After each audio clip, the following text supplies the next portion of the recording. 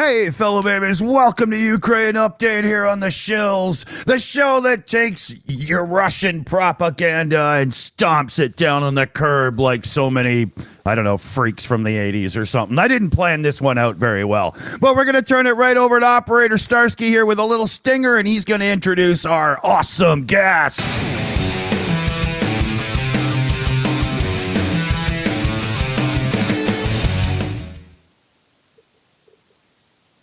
Oh, and we've lost his audio. What the hell happened?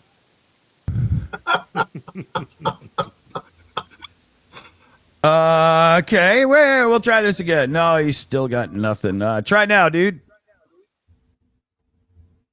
Anything? Okay. It's going so well. Yeah. We meant to do that. Yeah, we know what we're doing. It's just we don't, you know. If something like that like that doesn't happen, at least. Oh, go ahead. All right. Yeah. All right. There he is. We are here, guys. As usually happens when we're singing. So it's a big pleasure to introduce my friend Philip Ittner, American journalist who operates in Ukraine since the Revolution of Dignity and way before that. And also Philip knows a lot about post-Soviet space. He lived in Russia for several years, and basically, if you want to hear like a comprehensive thought about what happens there in that part of the world, Philip is the source of the information, so please subscribe to his channel and on Twitter as well. And of course, today we are going to talk about the cringiest event of the week. I'm dying to hear your thoughts on that, Philip. Oh, it was a catastrophe. It was an absolute debacle. I mean, I worked in television news and broadcast news for 25 years. I know what an interview is supposed to go like. That was awful. That wasn't that one. Was terrible. I mean, I've been in this business. I was on my way into kind of a semi-retirement when the full-fledged invasion happened, and I couldn't not be here. So, but prior to that, I've been in the news biz for 25 years. I worked for CBS, Fox, CNN, Al Jazeera, you name it. Right? I know what an interview is supposed to look like. So even before we talk about what was said during that, I hesitate to even call it an interview. Even before we talk about what was said, Phil, as an objective. To keep it easy for the viewers, should we call it an ass kissing instead of an interview, just so that everybody understands? That's kind of insulting to ass kissers. Yeah, really. I objectively, as a professional, I'm looking at it and I'm going, "You're awful. This is terrible. You're letting him just ramble on. You're letting him just totally dictate the and you're, by the way, also clearly the dynamic between you two sucks. Like there was, the tension and the way that they interacted with one another. It was just, strictly speaking, from a objective professional perspective, it was, can I swear? Oh yeah, say whatever the fuck you want, buddy. It was a shit show. It was 100% shit show. I mean, my God, if I took that back to my editors back in the day when I was working, for a professional news organization, they'd have been like, "What the fuck is this?" Fine, natural fertilizer. Yeah, we can't use like 3/4 of this. See, this is why we edit, you numbnuts. This is why we actually take an interview back and we cut out the bullshit. We cut out the like crazy Poland is responsible for the Nazis attacking it kind of 45-minute diatribe that he went into. We cut that out. That's what editing is for. But of course, the MAGA types are all like, Oh, this is totally unedited, so it's unscripted and it's unrefined and it's shit. It's 2 hours and 7 minutes of shit. It's like, that's why you edit, moron. Oh my god! Just incredible. Incredible. I'm so happy that Putin was the one who did this interview, not Lavrov, not Peskov, but himself, because. Frankly speaking, I highly overestimated the value of this cringe, and when we were only anticipating this interview to be published, the people in my commentaries were like, "Why are you so much afraid of this interview? You don't want to hear the truth? So here's the truth." Like the dude openly speaks that the Poles provoked Hitler, who only wanted to defend his country from the Polish invasion. how? Well, that's the truth that you deserve. And generally, guys, half an hour history lecture, okay? I like astrophysics, okay? I never comment on astrophysics because I have no degree. I have nothing to do with it. I watch YouTube channels dedicated to astrophysics, but if I work in a different field, I will never comment on this. The dude is not a freaking historian. I checked. Putin has no degree in history, okay? But oh my god, from Chinggis Khan and to Bolsheviks, he ate my brain, guys. It was insane. And Carlson is so out of his depth. I mean, there's a reason why there are people who study this region their entire lives, right? There are guys who focus on this region only, whether it's the former Soviet space or even Russia itself. They spend their entire lives studying this place. And this moron jets into Moscow and is clearly in so over his head. I mean, he just, Putin is saying stuff where the rest of us and look, I've been doing this for 30 years. I've been coming to this region. I speak, Russian badly, admittedly, but I speak the language. But even I feel like I'm only scratching the surface occasionally. This idiot jets in, parachutes into Moscow, and he holds an interview with Putin, and Putin is just slapping him around with saying stuff that, if he knew anything, if he actually had any freaking intellectual curiosity and had actually done his homework, he could have actually had a dialogue or a conversation with Putin. I mean, maybe, but he was so in over his head. He didn't know what the hell was being said. It was like watching Anne of Green Gables interview Oppenheimer on the bomb. It's like, Jesus Christ.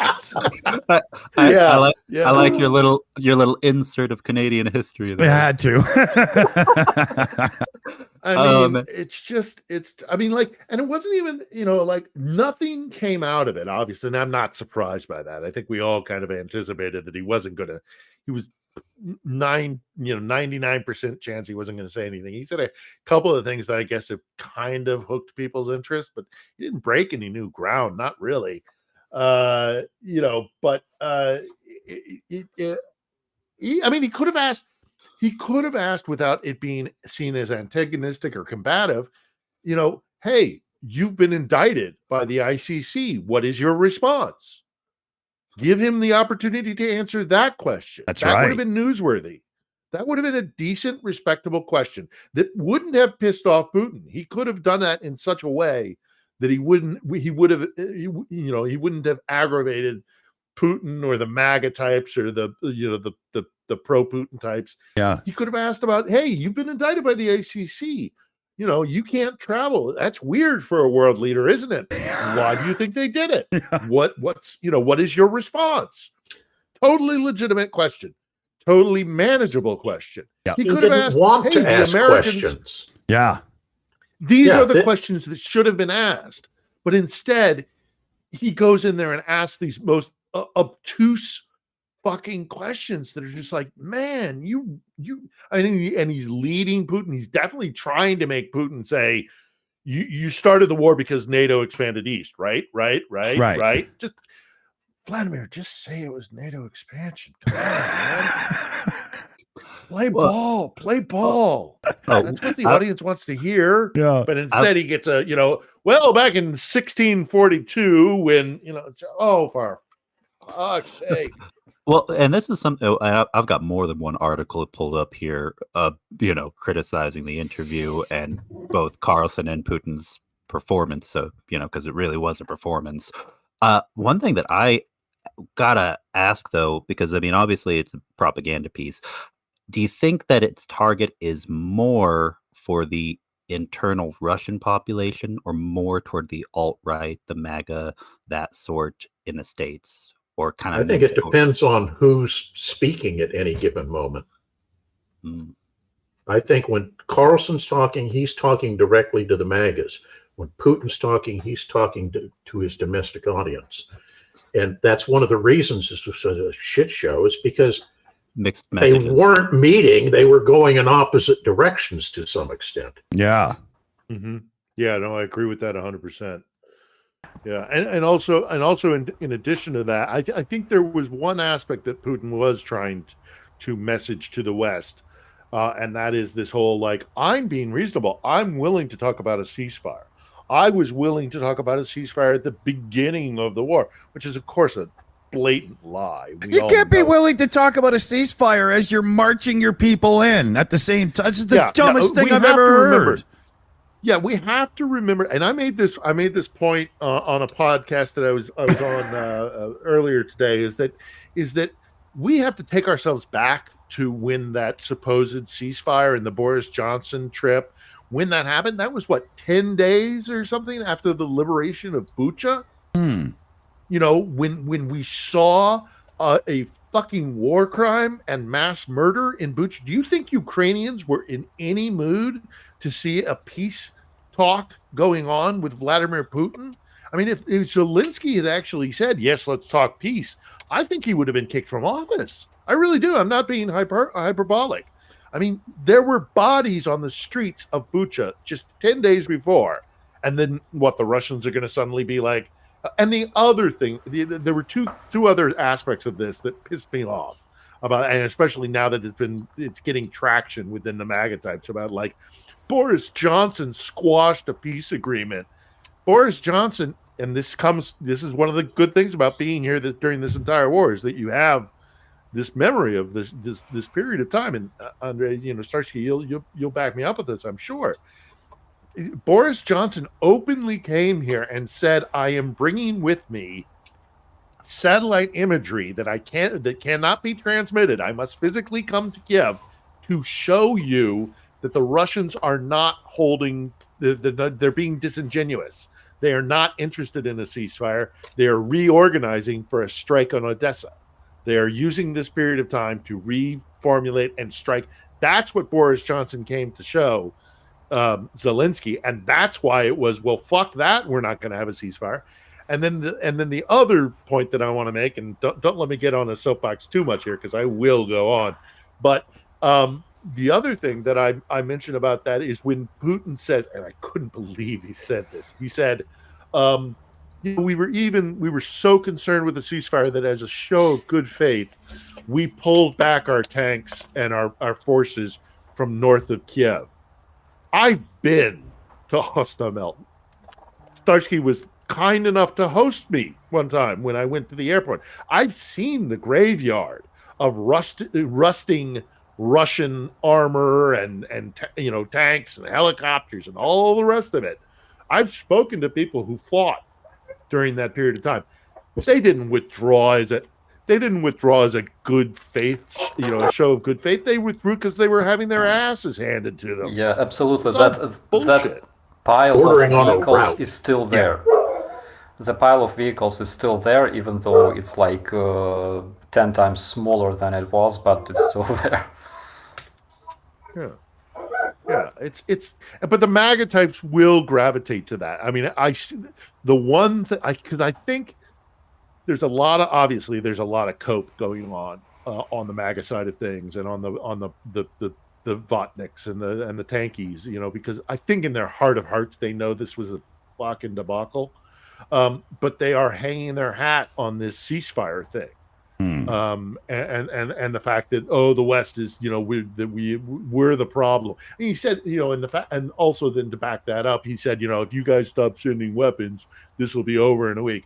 Oh, go fuck yourself. Go fuck yourself. It's another example of how disconnected and how much he doesn't understand Ukraine, even though there is this long history and the language commonality and all the rest of it. He still doesn't understand Ukraine at all. It's like, motherfucker, even if the Ukrainian conventional forces were somehow to be completely routed in some bizarre set of circumstances, which will never happen, but let's say catastrophically something happens and the conventional forces of Ukraine suddenly are en route and fall apart into disunion, there's going to be a partisan war. There'll be an insurgency. I mean, you want to talk about an insurgency in Iraq? Man, the Ukrainians will look like the Iraqi insurgency were a bunch of Boy Scouts. Yeah. Well, even right now in the war, there's been partisan activity. There's been partisan activity in the occupied territories and in Russia proper. In Russia, the so-called Russian Federation. Yeah. So over in a week, if you stop sending weapons? No, I don't think so. A lot of people don't realize that after World War II, there was guerrilla activity well into the mid-50s against the Russians in Ukraine. I think 56 actually. I know because it was 56. Yeah, because it's the year I was born. The Estonians and the Estonians never stopped. The Estonians, there was never a peace agreement with them. The Iron Wolves. Yeah, I mean, the people don't understand how despotic Moscow is. And it counts as much for places like Murmansk or Vladivostok as it does for Tallinn or Tbilisi or Kiev. Moscow believes in binary power and vertical control of power. Everything goes up the chain of command, up to Moscow, up to the elites, and then they throw the crumbs back to the provinces and to the various republics of the Soviet Union. When this illusion that there was this massive brotherhood of Soviet republics is bullshit. It was first among all ethnicities and republics was Russia. Yeah. And the other argument that the Votniks and the rest of them say is that it was NATO expansion that caused this war. We did not expand east. You have to wrap your head around this. It's the other way around. We did not expand east. The east came flooding west because they know what it's like to live under Moscow's thumb. Why people can't wrap their head around that, I have no idea. Russian ethnocentrism, regardless of the political entity, whether it's the Tsar, whether it's the Soviet Union, the modern so-called federation, unfortunately, it's always been a big part of that political entity, whichever generation. And the sad part is, I think part of it is just this basic mentality of might makes right. If you're on the top, you're the one who's the most brutal, the one who makes the rules. I think another part of it is an internal, psychologically, a feeling of weakness, a feeling of paranoia. Like, we've done so much, we can't be forgiven. If we don't do this, it will happen to us. Right. Yeah. And I think that's part of the reason why. Well, there's two examples that I think back up that thesis, and one is a joke we used to tell in Moscow in the 90s. Two oligarchs meet on the street, and the first one says, "Hey, look at my new watch! Isn't it amazing? It's this diamond encrusted diver's watch, and it goes down to 60 meters, and it's amazing. It synchronizes with Greenwich Mean Time and all the rest of it. It's the most amazing watch ever. Look at my watch." And the other oligarch goes, "Yeah, you're right. It's amazing. How much did you pay for it?" And he goes, "This cost me $750,000. And the other oligarch goes, "You idiot! There's a store around the corner that sells it for $1.2 million." So it's this mentality of, if you don't always be using power, it will be taken from you. You must always be exhibiting power, because if you don't, and I think it comes from my second point that I'd like to make on this topic, and it is this. There are a lot of similarities between America and Russia, as a matter of fact. They're both enormous countries. They're both multi-ethnic. They both have access to the Atlantic and the Pacific, but it's like looking through a black mirror. It's like the upside down. Because, and this is the inflection point that I think exists, and I think we should all be aware of it, is that America fought its way into nature. It's an optimistic idea that we can build something on this continent to make a nation that's more, habitable for the people that live. It's a positive idea. Let's forge our way into nature, and we will settle it, and we will, build. Russia fought its way out of nature, and it comes from a place of fear. It's the wolf is always there. So the first thing they do in any settlement that they ever did was build a Kreml, build a castle, build a fortification, because the wolf is always there. Always be afraid and always know that nature is coming to kill you. Whereas Americans go, look at it in a much more hopeful manner. I would add. Sorry, I didn't mean to interrupt you. No, go ahead. That's pretty much my point. I was going to say, I would add on to that, whether one wants to look at it psychologically from an optimistic or pessimistic or hope versus fear point of view. Another reality on the ground is just the difference in geography and neighbors historically. Both have very many similarities and many differences. But at the end of the day, Russia has this feeling of paranoia from centuries across different kingdoms, dynasties, whatever, with the rest of Western Europe, with Asia, at one point with, issues with the Mongols even. And the United States doesn't have that kind of experience as a nation state, that kind of collective memory. And so there's a very different approach to how both try to utilize their power and where they try to use it both domestically and abroad. Canada used to have a great collective memory until they legalized marijuana. Now nobody knows what's going on anymore. I got a couple of super chats. I'm going to jump in quick and get some shout outs in quick here. So the official Ken threw a cool member message in. Aloha from Maui. Putin sits down to pee. I love it.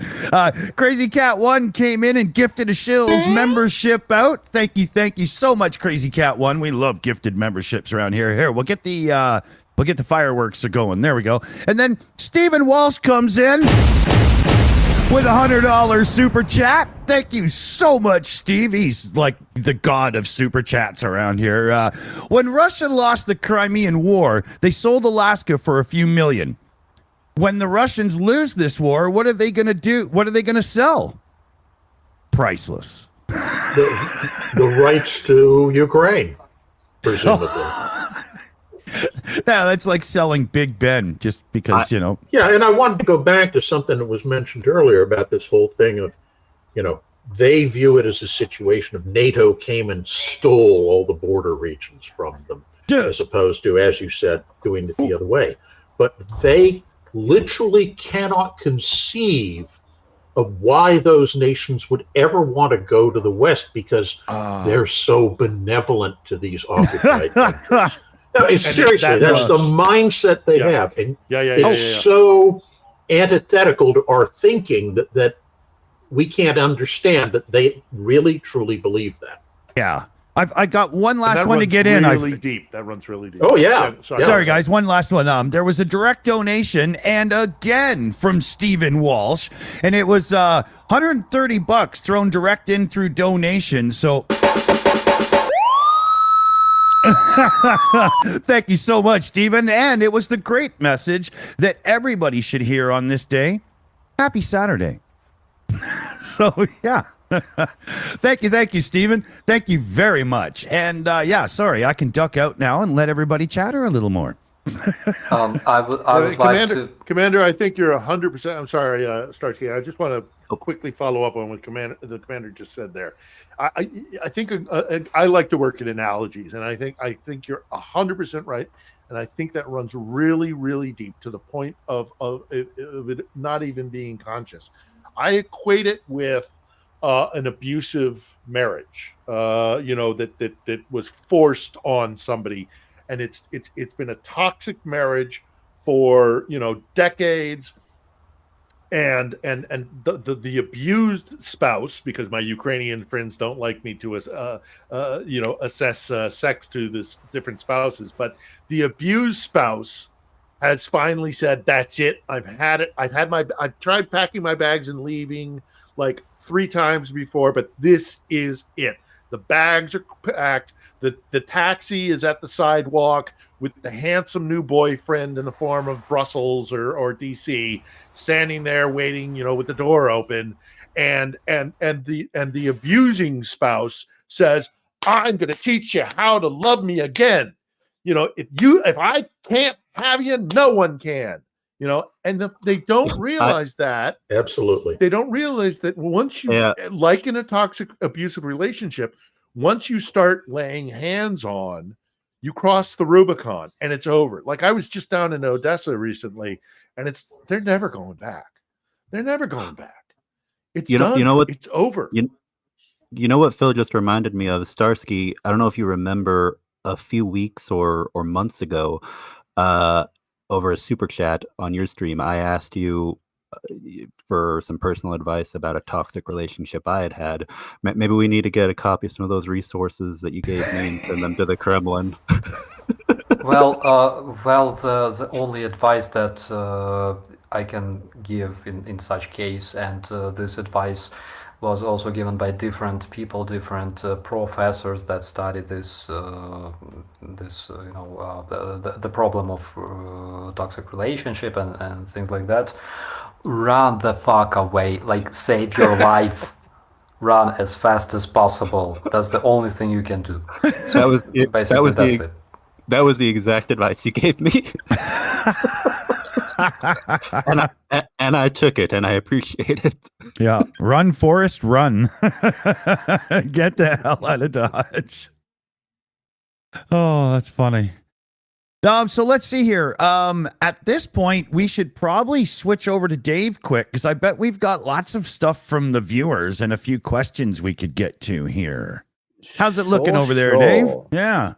Yeah, we've got quite a few interesting things, trying to formulate the direction of the conversation.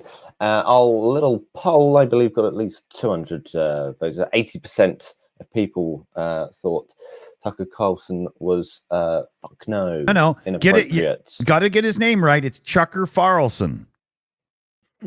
See, but I don't get that joke because I'm English. And I'm sure it's got some sort of reference to pop culture. And you know what I'm... No. Reverse the 2 first letters. Yeah, it's just, Oh, all right. Chuck you Farley and that kind of stuff, right? I was so nice, I actually thought that you were doing something clever. Right, so we have questions. Oh, yes, of course, from CD. Do you think it was the real Putin? I mean, it seemed like it, but then we've seen various different photographs of different people with different chins. So with that amount of Botox that he uses all the time, I'm not sure if what is real anymore. I was surprised he didn't come out riding a tiger into that interview. I mean, it's just flying the sports. It's the same thing when you get interviews with the orange shit gibbon. Is it really him or is it the Adderall speaking? See, I think that's more likely than that it was a body double. I mean, he's I know so I've got friends in the Russian press corps, and there's a lot of talk about how much COVID screwed him up, Putin, and his bunker mentality and the isolation of being in the bunker during COVID, that it really messed with his head. I think the body double thing is overstated. I'm positive that they do exist. Obviously they do, but I think it's a little overstated. I think that was probably him. Oh, Phil, actually, I got a quick question for you on what you were just saying, and then. Well, yeah, so you said you know some people in the Russian press corps. So what is the general opinion among your peers, of TV Rain, the journalist in exile? Yeah, I've had some people that say they're skeptical of it. Uh, but I mean, they're not Medusa. That's for sure. I mean, they're not on that scale. I mean, those they really do stuff that hurts the regime. Rain, You think they're a Trojan I don't know. horse, or I don't know. actually? I don't think they're quite a I mean, I would hate to level that accusation against them without Right. without I really something substantive.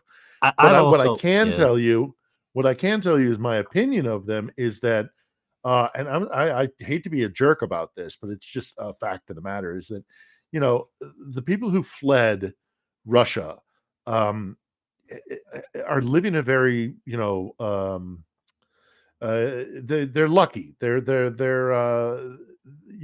living a blessed life, but a lot of them have not left behind that intrinsic sense of empire and all the things that are deeply ingrained in Russian identity. So I've seen things on Dost where I'm kind of like, yeah, but you're still having the mentality that like we are the big, great, special, unique Russia. We have the Russkaya dusha. We have the Russian soul that makes us so special and unique and all the rest of it. And you're like, man, until you break that mindset, you're not that far away from the Kremlin. You're not that far away from that Russian mentality. And it's going to take a long time for that to be weeded out. As you look at every empire, look at the British Empire. It took a long time for the Brits to swallow that bitter pill. I mean, it took Suez. They lost Ireland, they lost India, and it was only Suez where they finally went, oh, we're not an empire anymore. It's so deeply ingrained. Yeah, I lived in India for quite a while, and a number of British expats that had settled there, that even into the mid 60s were still utterly convinced it was the worst thing in the world that they had given up the empire because only they could deliver civilization to anyone on the planet. Yeah. Dear God. Oh yeah. This is. Oh. I'm not trying to talk to the Irish. I'm not trying to denigrate the British. I'm just saying that there are certain but I'm saying there's certain people that have that mindset. We have MAGAs. It's the same kind of thing where I am always best, and anybody who disagrees with me is wrong and should be purged. Yep. Oh, also, real quick. I know as fun as it is to keep beating on Carlson and Putin like pinatas, do we want to move on to any other news articles?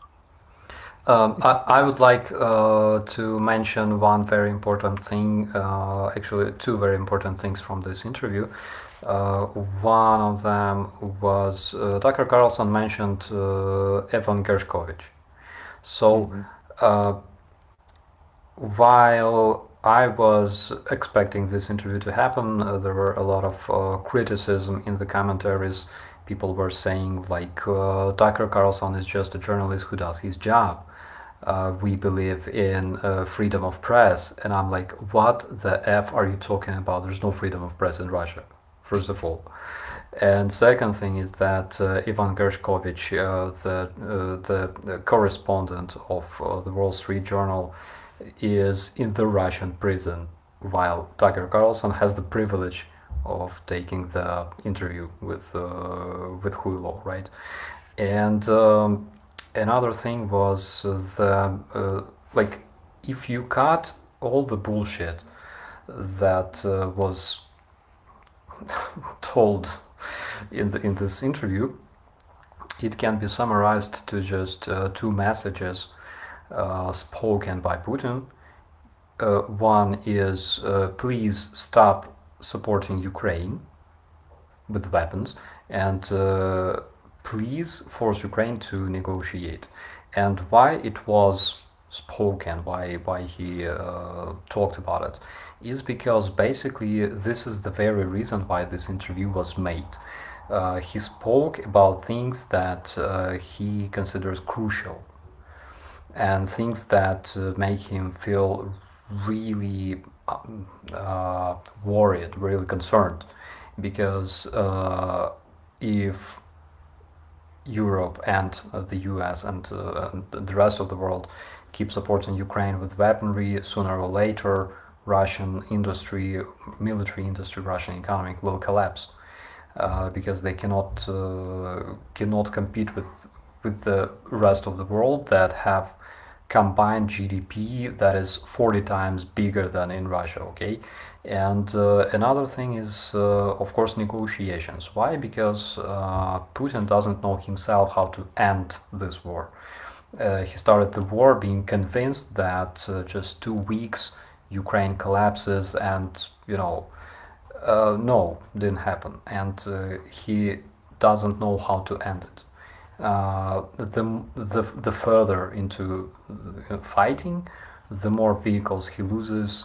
His industry cannot compete with the industry of civilized countries, and well, of course, he has a lot of manpower. Like nobody cares about that, but the vehicles are important because this is the war of the machines, and that's why those two messages they were spoken to the world. I expect a different thing because I have a bit of experience with how Russians secret services work and stuff like that, and I expect a different thing because Russians have this whenever they want to show Putin as this kind grandpa who jokes, who speaks some funny shit, and and people think like he's not the maniac that he is. He's actually like an old dude, funny man, a bit genius and whatever. No, they didn't use that trick. I'm not sure why. Obviously, it's because all the Putin's image makers and communication persons were mobilized and died in Bakhmut somewhere. But generally, it didn't happen. But they could have made that interview 10 times more powerful and destructive than it is.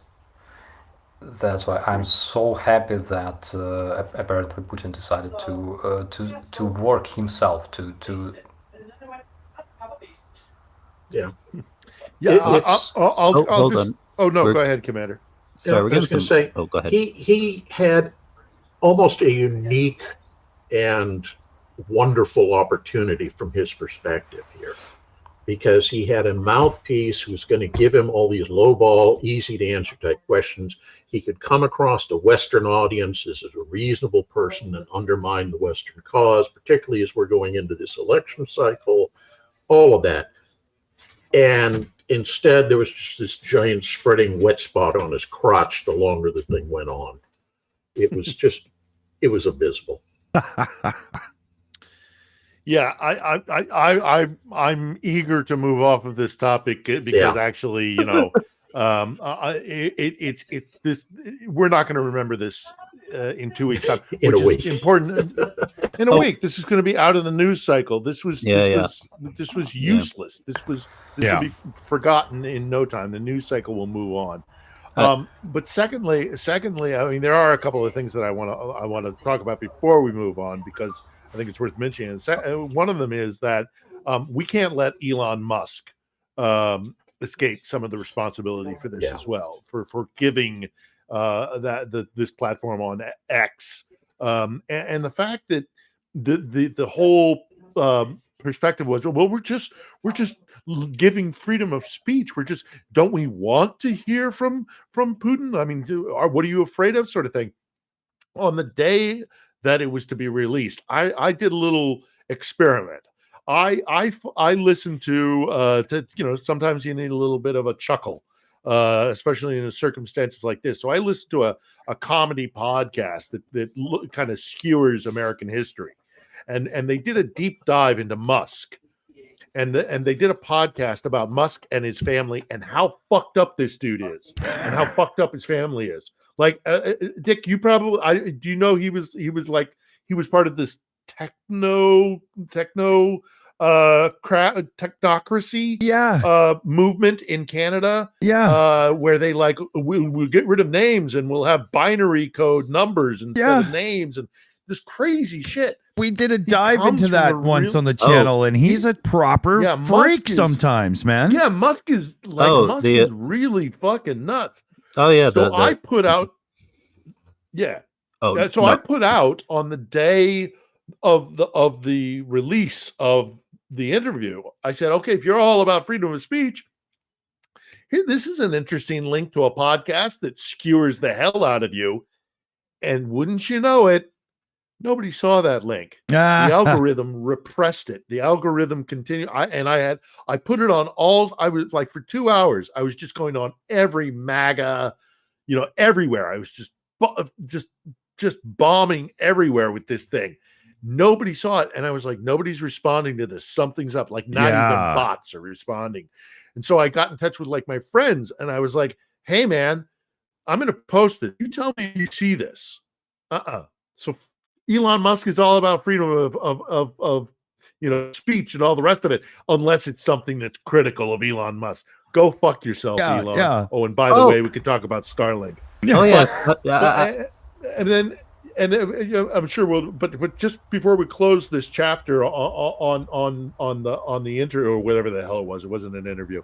I've also I keep in touch with the foreign press corps in Moscow, and of course it's been circulating on social media and all these kind of private groups and stuff, and a very good friend of mine, well, a good colleague of mine, associate, put out a thing where she had spoken to somebody inside the Kremlin, and she said they're furious.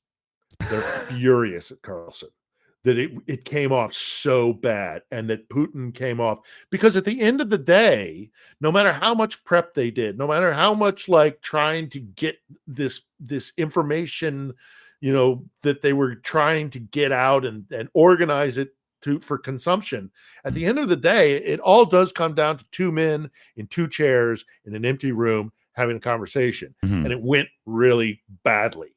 And so my friend, who is still connected in the Moscow kind of watcher, press corps, academic sphere, had spoken to somebody in the Kremlin, and they're really, really angry at Carlson because it came out looking so bad. Their man was, came off looking so bad. So it's an own goal. It's an own goal. Yeah. Oh yeah. No, I mean, Grandpa Putin ain't looking so wholesome these days in the Russian public side. Fourth dimensional chess, not so much, or third dimensional.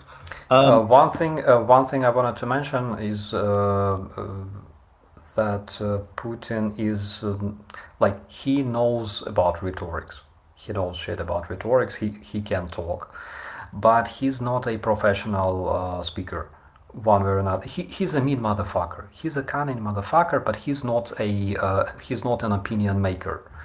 That's why when that's why I'm very happy it wasn't like Lavrov or Nebenza, because they know their shit.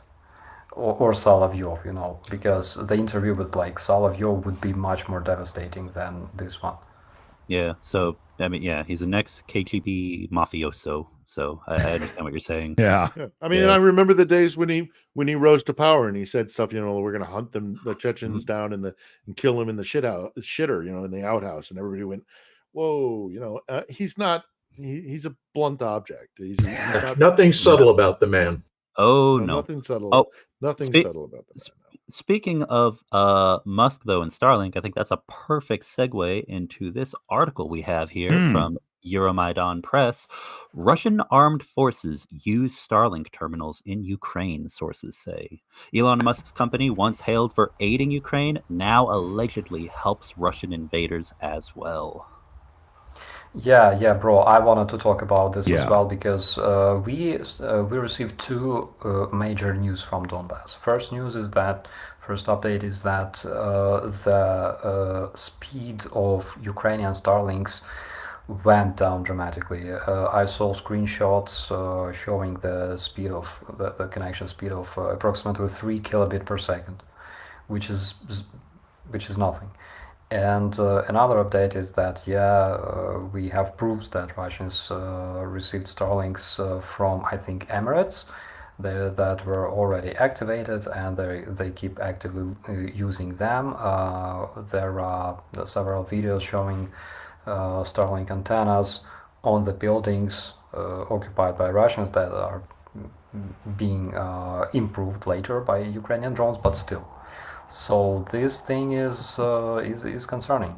Yeah. Yeah. Oh, yeah. And I've been saying for the last at least half a year, probably longer, that I really, really hope that Bezos, his project Kuiper, however you pronounce it, which is meant to rival Starlink, that it will be made available in Ukraine and can be a viable alternative.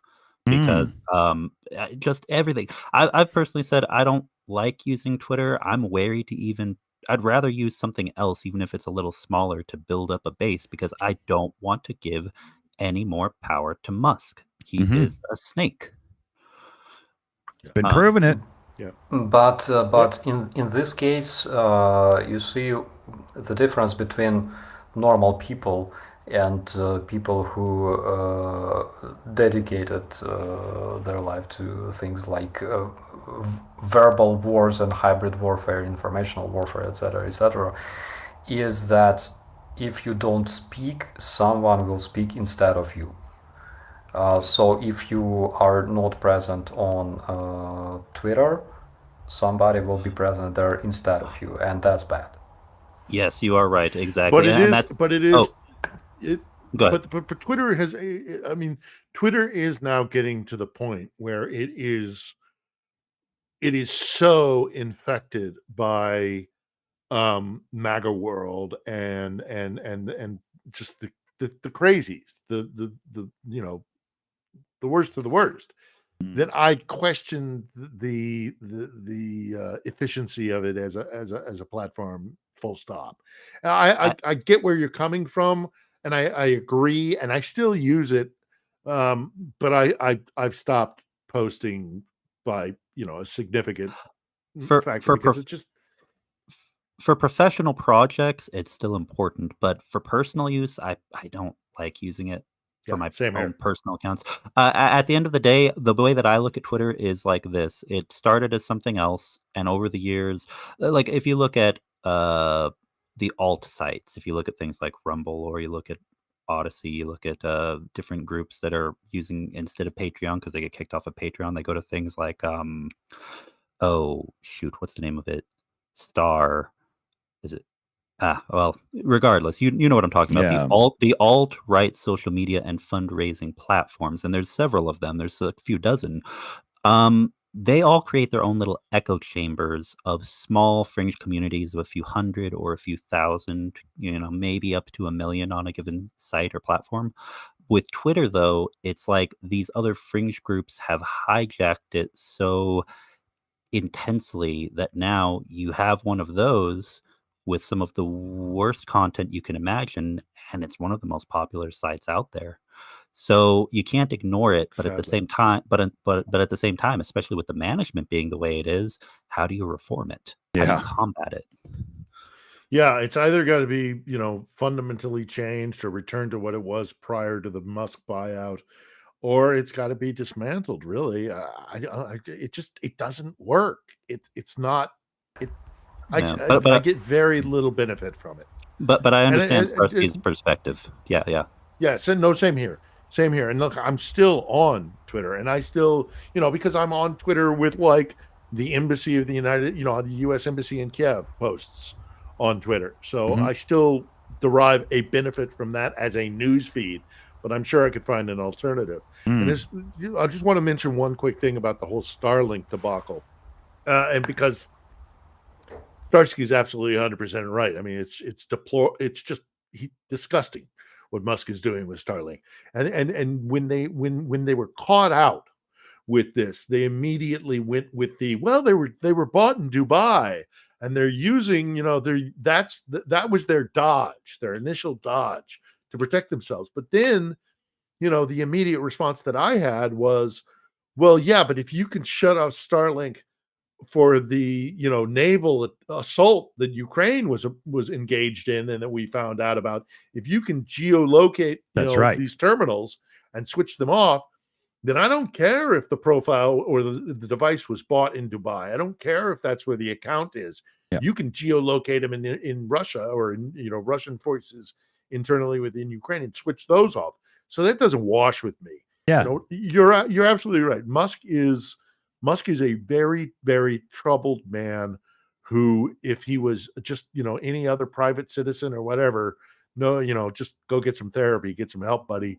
But he's taking his toxicity and his really messed up worldview that derives from some really messed up stuff in his family history, and he's infecting a very public space. It used to be the town square, right? Or so-called town square. I'm sorry, guys. I'm going to jump in and catch up on a few shout outs here. So we had Crazy Cat 1 come in with a euro donation there, super chat. Sorry. Let's face it. Putin is delusional. Fuck him in the zombie nation. He rules. Kiss my rosy red cheesy helmet Zed nation. Hobby Time came in with a member message here. When Putin's dead, at least he won't be embalming with all that Botox in him. That's a good one. Stephen Walsh comes in again with a super chat. 1 million U.S. citizens succumbed to COVID. A Chinese spokesman blamed a lab in Frederick, MD, being the origin of COVID. Russians' full-scale invasion distracted the world from that fact. Attention spans. Good point. Elvin Archer came in with a British pound super chat there. It's my birthday tomorrow. My first wish is for a victorious Ukraine. My second wish is for Operator Starsky to sing me happy birthday. You got a little singing in you today there, buddy? But can you sing happy birthday before the birthday? I don't think it's this is the thing in this part of the world. Yes. Bad luck. Yeah. Bad luck. I could do it in Spanish if you want. Okay. Happy birthday to you.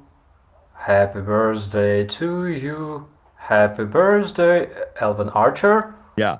Happy birthday to you, Slava Ukraini. Yeah.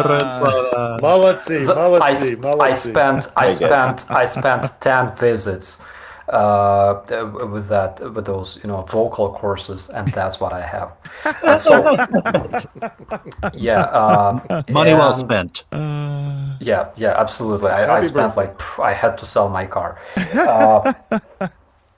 And another small update that will guys, you're gonna love this one. So tonight is the first stream that I'm not streaming from my motherland, because as we planned to infiltrate Europe and later in the closest perspective infiltrate the US with our institute, I'm currently in the heart of Europe. It's really hard to tell behind the screen, but dying to see everybody I know and everybody who knows me, but meet and greet will be possible a bit later, because it's not a vacation, it's we have a lot of job. I had a privilege of meeting one of my German viewers today, and it was fantastic. So guys, there will be a lot of good content very, very soon on our channel of the Gotta Institute. hook you up with Hodges over in absolutely. That is over in, he's in Frankfurt. Link you up with him. So it will be fantastic. I was about to say, somewhere in Russia, there's a Vatnik on his computer, and the part you said where you were joking, saying infiltrate Europe, infiltrate America, they're like, write that down. We got make it a clip. Yeah, but they'll target our channel instead of the other one, so we'll screw with them. Hey, they won't know it. They won't know, right? So, we had a random request for something that we haven't done in a little while. So I'm going to hit a stinger. We're not going to do anything afterwards. It's just the stinger. But then I got a couple of shout outs to do as well. Philip, you're going to love this. It's creepy as fuck. Oh, no.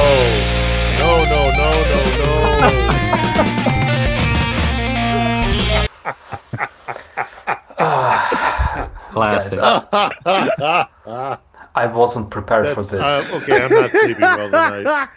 I'm having nightmares tonight. Welcome to the stream, Phil. Yeah. Normally that's a cue for Starsky to bring up a tale from his youth or whatever, but he's not prepped or anything for that right now. When I was like 17 probably, we were drinking with the boys and we decided to infiltrate the female dorm of my university, and of course I knew all the entrances and exits because I was local, so they used me as a recon and guide, and we decided to break through the third floor. So imagine that we were crawling up, like to the third floor. I had a bottle of vodka, and like boys lived on the third floor, second floor. You know, it was a girls' floor. So first thing the boys did, they took the vodka, okay, and let us in. One of my friends fell down because he was obviously too drunk, and he remained sitting there just in the same position he landed, on his ass. And basically we managed to get inside of this dorm, and there were guards.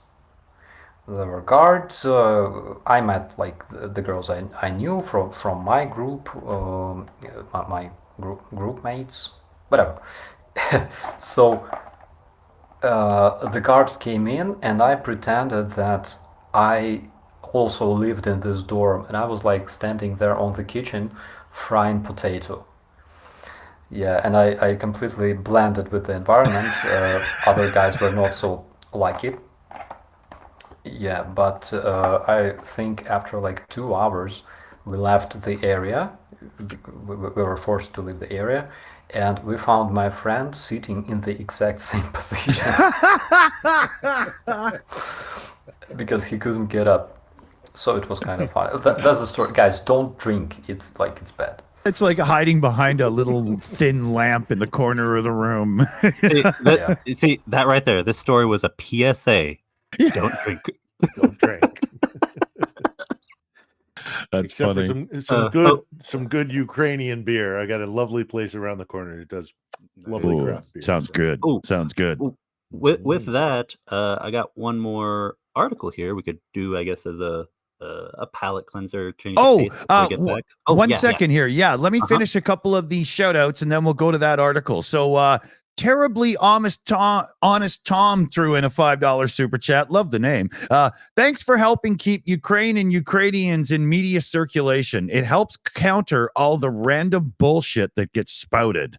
That's, definitely a goal. So and yeah, very much true. so. Yeah. Thank you. And I'll interrupt you just briefly, Dick, because we'll get to the rest of it, I'm sure. But I just want to make a point. Look, so I was a member of the press corps for damn near 30 years. Okay, I knew exactly what was going to happen here, and it's gone down about the way that I expected it.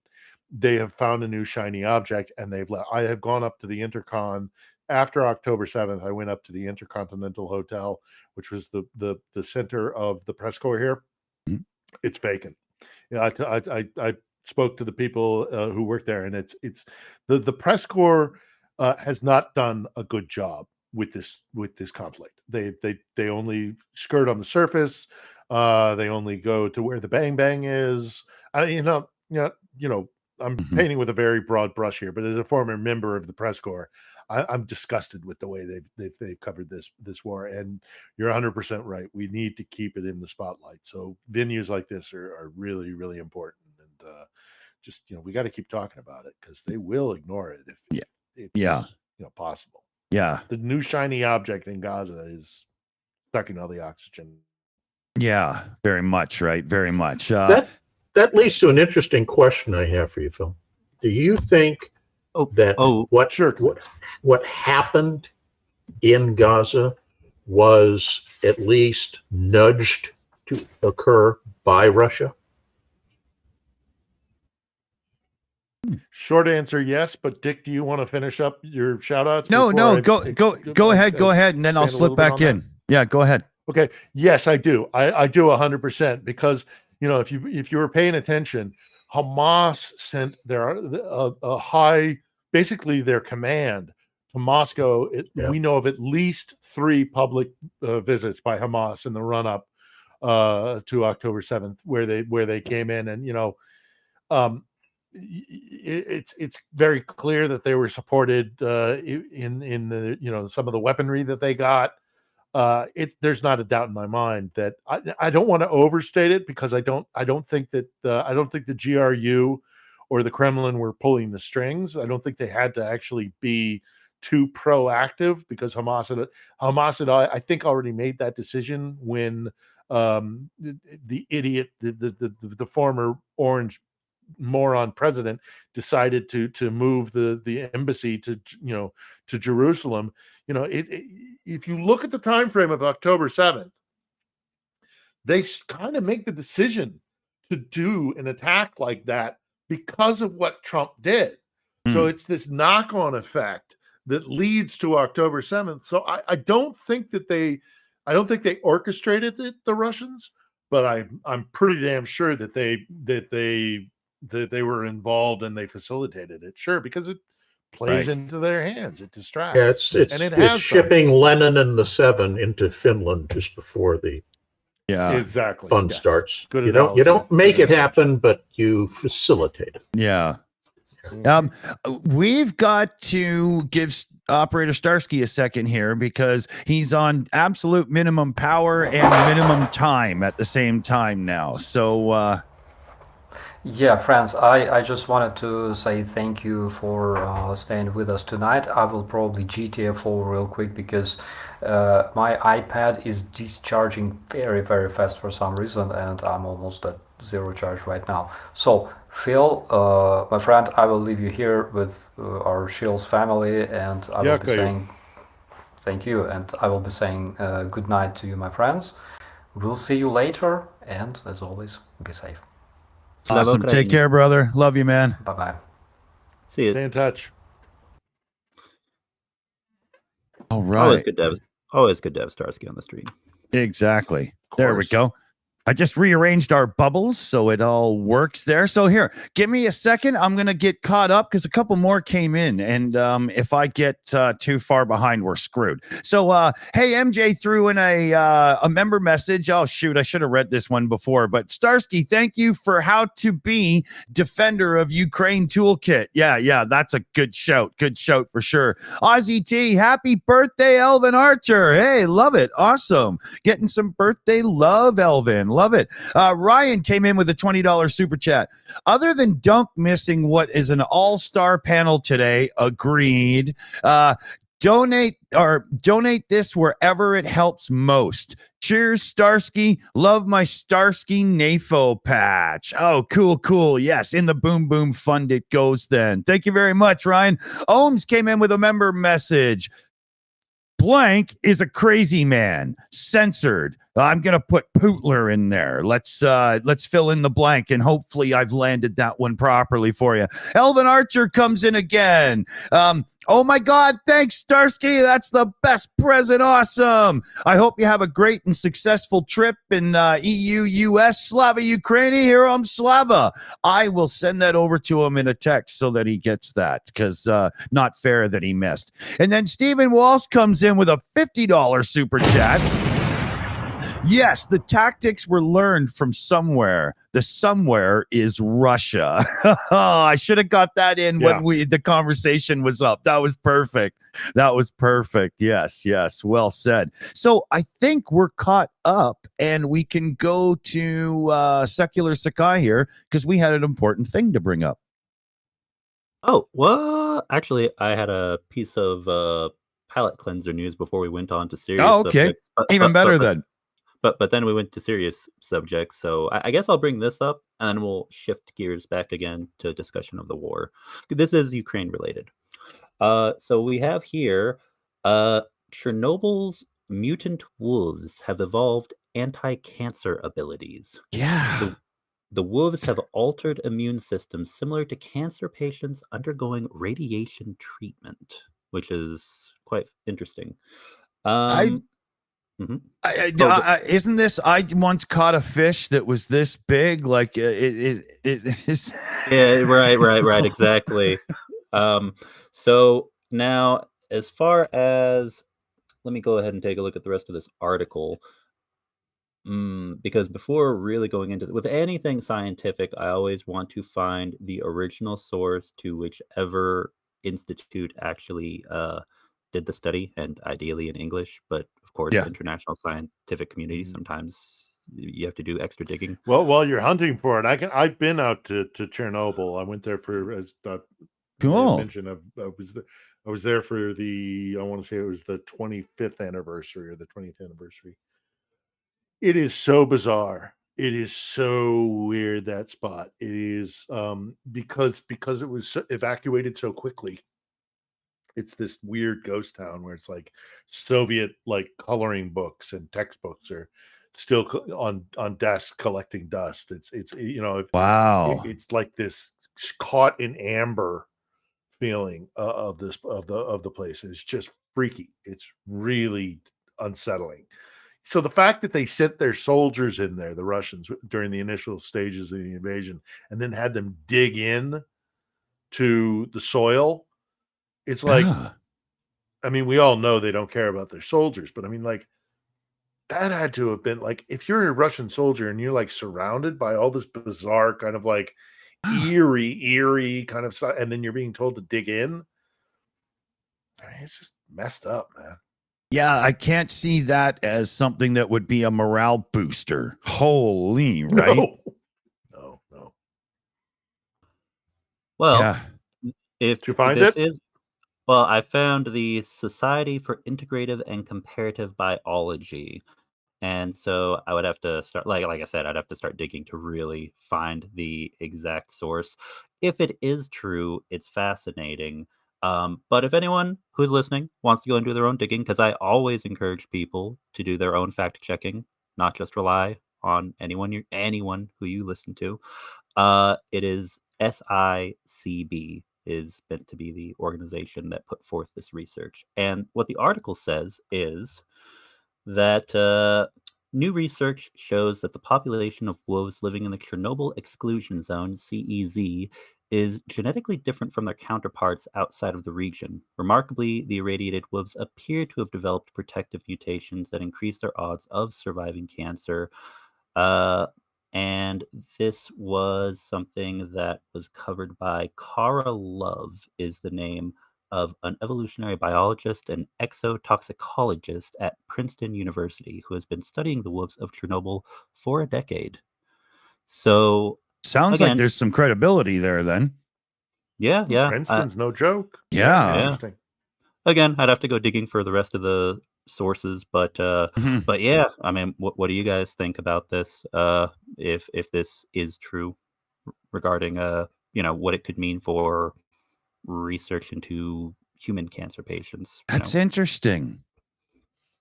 Yeah, I mean, great if it's if it's helpful, sure. Yeah. Very strange way to come around to something that could be helpful, but we got a lot of smart people on the planet, so no doubt they'll figure it out if it could be done or something.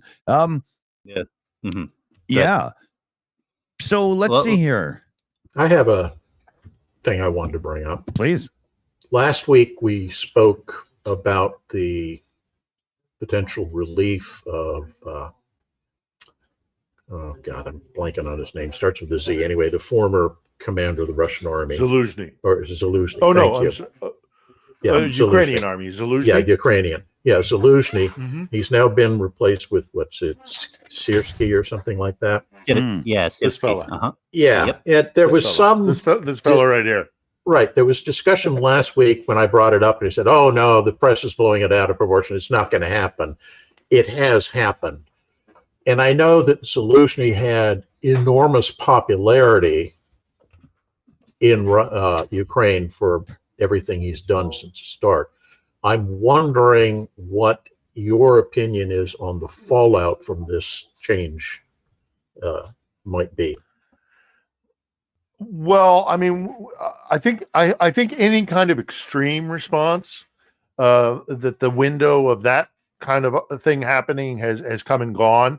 We had a small protest here in the center of Kiev last night, a couple dozen, maybe upwards of maybe 60, roughly, give or take. But any kind of widespread protest or kind of upheaval, I think if it was going to happen, it would have happened in immediate aftermath of his dismissal. Look, there's no there's no animus between Zaluzhny and Zelensky. I mean, he was given, Zelensky gave Zaluzhny the equivalent of basically our Medal of Honor. Right. And they are, they just had a difference of opinion on how to prosecute the war moving forward. And from all accounts, Starsky, the guy replacing Zaluzhny, is a very different kind of officer. He's a very different kind of commanding officer. Whereas Zaluzhny was very much about caring for and like being compassionate towards his soldiers and making sure that they were, that they were fed and paid and respecting, their, their lives and their families and all the rest of it. While still being a commanding officer. I'm not saying he was, a Pollyanna. Starsky, by contrast, is very much a hard ass. He's a crack the whip kind of officer. It's like if Zaluzhny is Eisenhower worrying about his men on D-Day and fretting and writing notes and all the rest of it, then Starsky is Patton. Our blood, his guts, sort of attitude. He will get his men killed if it means achieving an objective. He'll push him. He'll crack the whip. It's well known that so Starsky is respected because he's said to be one of the main architects of the liberation of Kherson and the feint towards Kharkiv. That he was kind of the mastermind behind that. It's debated, and we're not going to know for years. Kharkiv. Well, yeah, drawing the Russians towards Kharkiv. Yeah, no, I get what you're saying. Really go towards Kharkiv. Yeah, but and we won't know the full story of that. Who is really the mastermind behind that for years to come. But Starsky, what we do know is reports about Starsky and the way he treated his men during Kherson, and what he basically units would call up and be like, "Hey, we have obtained our objective. We have met this objective," and instead of being received with well done, kudos, you can set up defensive lines and take it was like, what do you want, a cookie? Okay, that's what you were supposed to do, sort of thing. I mean, this is his kind of attitude. It's like, you're a soldier, you did what you were supposed to do, I'm not going to coddle you. So it's a much more no pats on the back, keep going. Yeah, it's like we'll celebrate when we win. Until that time, you keep pushing. And I'm not gonna. Yeah, sorry. Go ahead.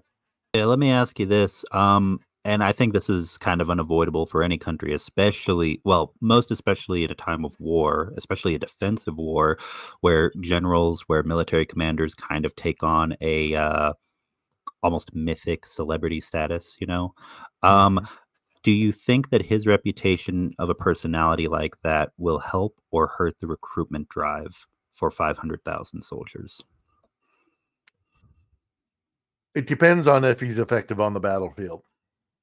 That's really what it's going to be about. At the end of the day, if he can bring results, I think the Ukrainian people, even the ones who are being conscripted or who are thinking about signing up, if he gets results, that'll be enough.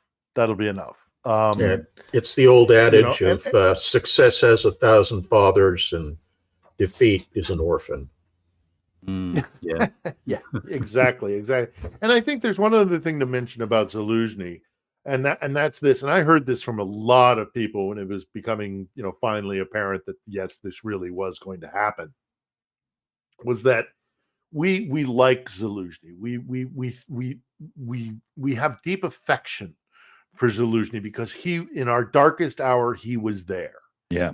And he held the line, and he was the visible sign of a commander, pushing back against the invader. And for that reason, we loved him. But if Starsky can bring results, they will transfer that love to him. Zaluzhny will always be appreciated. He will always be, he was there at a really clutch period of time. So, he can maybe translate it into a political career, or he could just, be a, widely respected figure within Ukrainian society. But I don't think it's catastrophic. And I think those who are trying to see it as, oh, look, the Ukrainian military is falling apart, or there's this major, issue with Zelensky and the armed forces. That's not the case. It's just not the case. They're making mountains out of molehills. And also, one last thing that I want to mention about this is that he didn't just bring in Starsky. He elevated a whole cadre of commanders who are younger officers, whether they're kind of at the colonel level, or these are guys who are innovators. They're in there, there's one is apparently not, he's in his 40s. Most of them are in their 50s. Wait, these are people who have had a time to show how good they are and deserve this, right? They have now gone. And they've been tested. That's right. They've been tried and tested, and not only that, they have employed the new technologies and the new tactics and the innovations that have been done. This is where it comes from. So these guys being elevated up along with Starsky, we might see a very different Ukrainian army in 2024 that operates in a very different manner, and hopefully, because of the nature of how good the Ukrainian military is, we could see them deploying these new tactics really effectively. So, and again, there's one other and one last thing is that one of the major problems the Ukrainian military has is this divide between who was trained in the Soviet era or with the kind of after effect of the Soviet era, and who was trained in NATO and a modern Ukrainian military. And these are the guys that were trained by NATO and the modern military. We were talking about this last week there, Commander, right? Exactly. Yep, exactly. And this is not unusual. You see this in many protracted conflicts where the old guard do their best and everybody figures out, no, that style of warfare doesn't work. We're doing something new. And you bring in a bunch of fresh minds, new blood, and things start taking off. So it's not unexpected. No, of course not. And also, it's, again, I can't reiterate this enough. It's not like it was some awful divide and that there's this hatred and division. They had a difference of opinion, and the commander serves at the commander of the armed forces serves at the pleasure of the commander in chief, the president. That's just the way it is. So, this is not a big, people have been making the equivalency with the American Civil War about Lincoln having gone through so many generals until he finally got to Grant. I think it's applicable, but I also, as somebody who covered the Iraq War, I remember the different commanders in that theater until they finally came to, a guy like Petraeus or Odierno. It happens. It's conducting war is difficult, and it's tricky and complicated, and sometimes you need to have a fresh pair of eyes. You have to be flexible and adaptable while maintaining stability. So actually, maybe this is a good time to move into this topic, because this is big news that I think we should cover. Maybe should have covered earlier also. Going to the other side of the world, in the U.S., Ukraine aid bill inches forward in the U.S. Senate. And I want to just say personally, I was part of the network of groups who were making a lot of calls to Congress on this. So many of us are quite happy. And very appreciate it. Very much hoping that the final vote will be the same, will reflect that it goes over the required number of votes. And then we have to deal with the House. So Washington. What I think is interesting about it, though, is that the change didn't occur until they decoupled the whole immigration border security thing from it. And I think that's the key, is that there were enough Republicans getting pressure from their constituencies about Ukraine that they finally had to say, look, if we keep these bound together and we don't get something done with Ukraine, we're going to lose support. So we need to decouple them so we can say yes to one and continue to stall on the other. It was shocking. Well, and the cynicism. From a Canadian point of view, to see the Republicans be the ones to kibosh the whole thing was just like, what are you people doing? You know, like, what's going on? To cry bloody murder about the border and dither for 4 months on this border deal, and then come to an agreement only for them to turn it around because Trump wants to use it as a campaign issue is so deeply cynical. Yeah. I guys, living here in Ukraine, okay, I get really kind of emotional about this issue because how do I look these people in the eye? How do I walk these streets and look these people in the eye and say, we in America are more concerned with playing silly domestic games than we are about your men, women, and children dying. Yeah. I mean, I normally walk around with an American Ukrainian flag pin in my cap. I had to take it off. I couldn't, there's a woman in my local market. I go and I get my bacon. She makes this lovely homemade cured bacon, and she lost her son on the front lines about 10 months ago. What the fuck am I supposed to say to this woman? Yes. How am I going to rock up with a pin that says we're in solidarity with you, that your son died for a good reason, when we're fucking around with this? Just today, look at what happened in Kharkiv. Yeah. That was preventable. That was 100% preventable, but we have not had a substantial delivery of U.S. arms or munitions in over 4 months because they've been playing these games. The GOP, to my mind, is beyond repairable.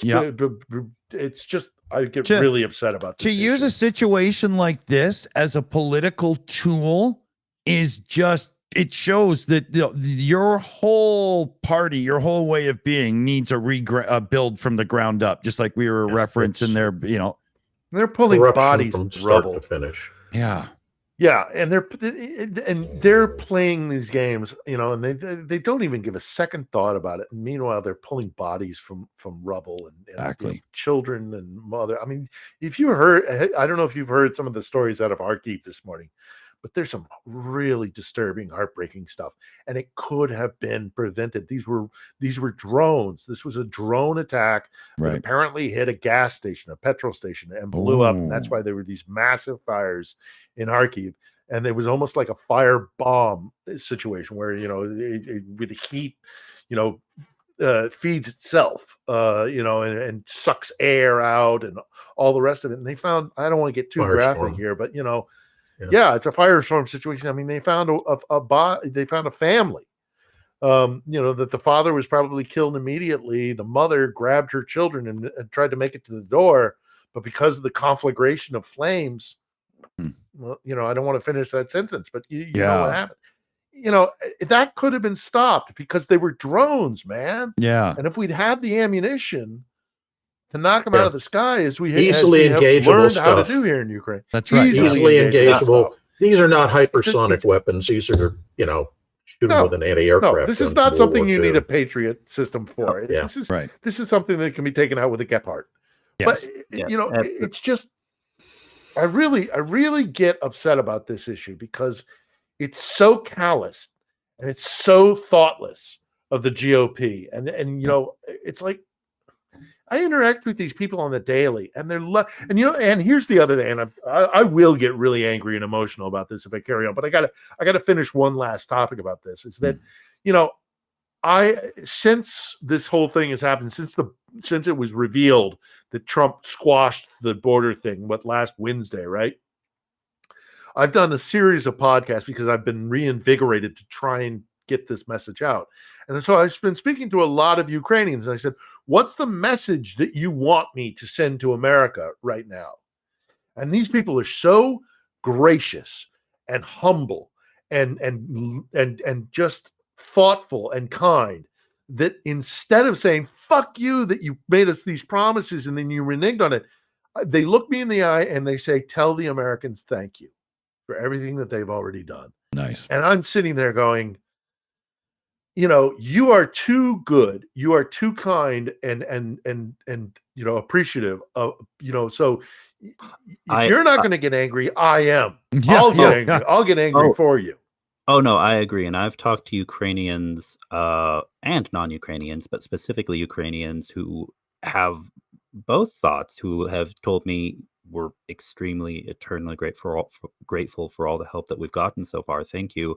But I've talked to others who also have the sentiment of, we don't want this to be strung along because it benefits you politically. People are dying here.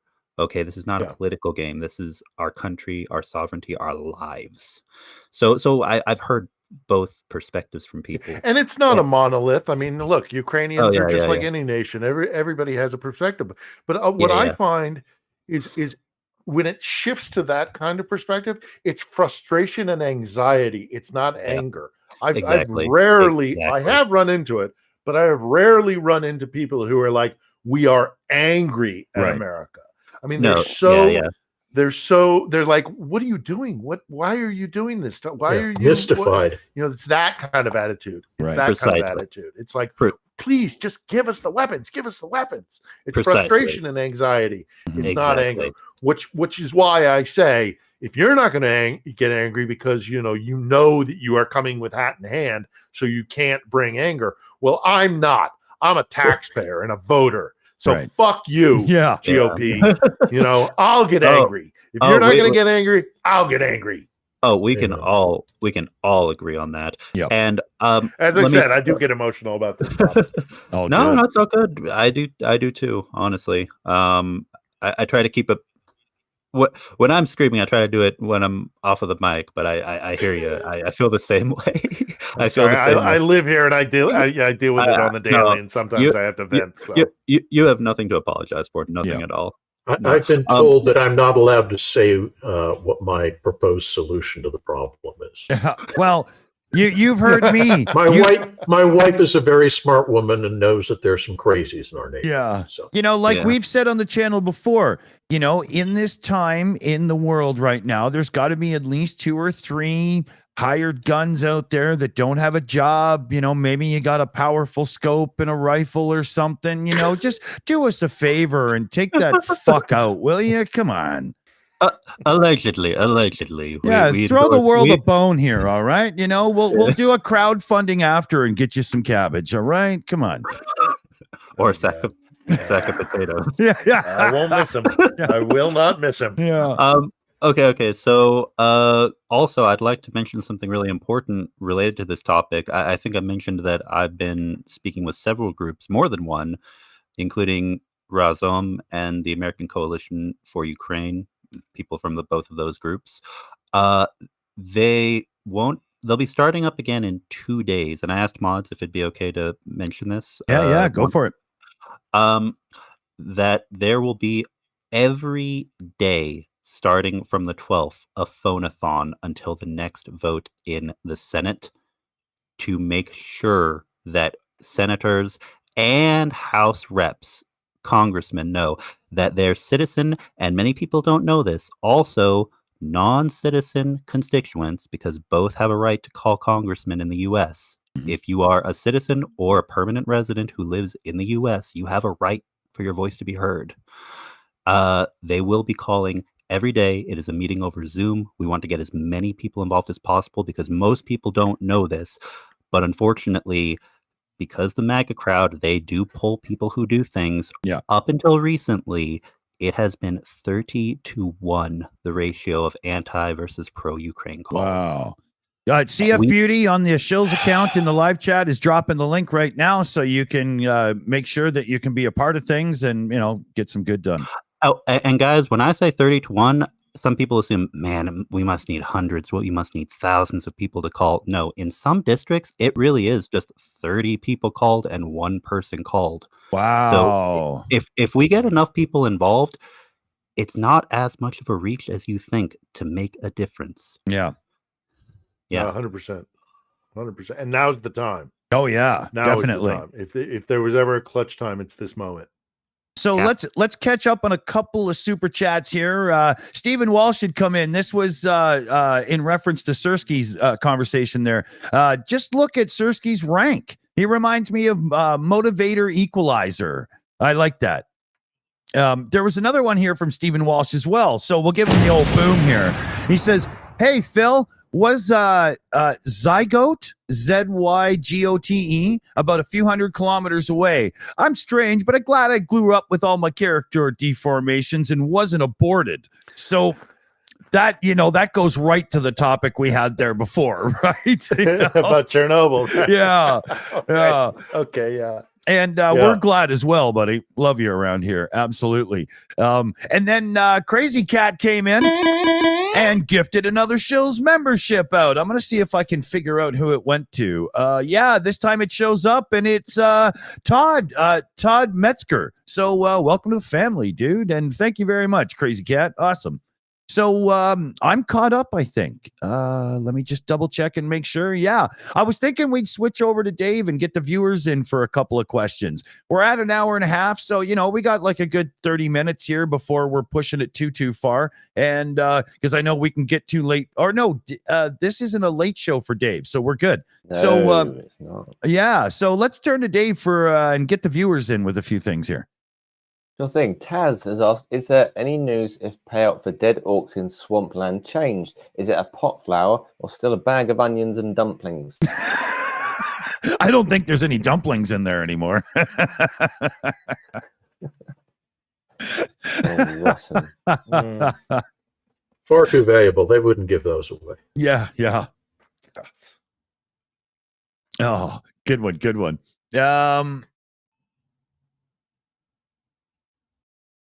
What, did Dave quit? Oh no, sorry. No, it's all good. It's because when they came up with all these different questions, they were all geared towards Starsky, and so I'm still figuring out what we can throw at. Yes, indeed. I had the same issue earlier. I was doing my stream before coming to this stream, and the guest left right after, and I was like, "Oh man, I'm sorry. I really hope you're okay with me answering this." Yeah, it happens. What are you going to do, right? Nobody's perfect. Yeah. God knows it isn't us. I'll definitely throw this one out there. Did anybody hear about the Blue-Yellow organization?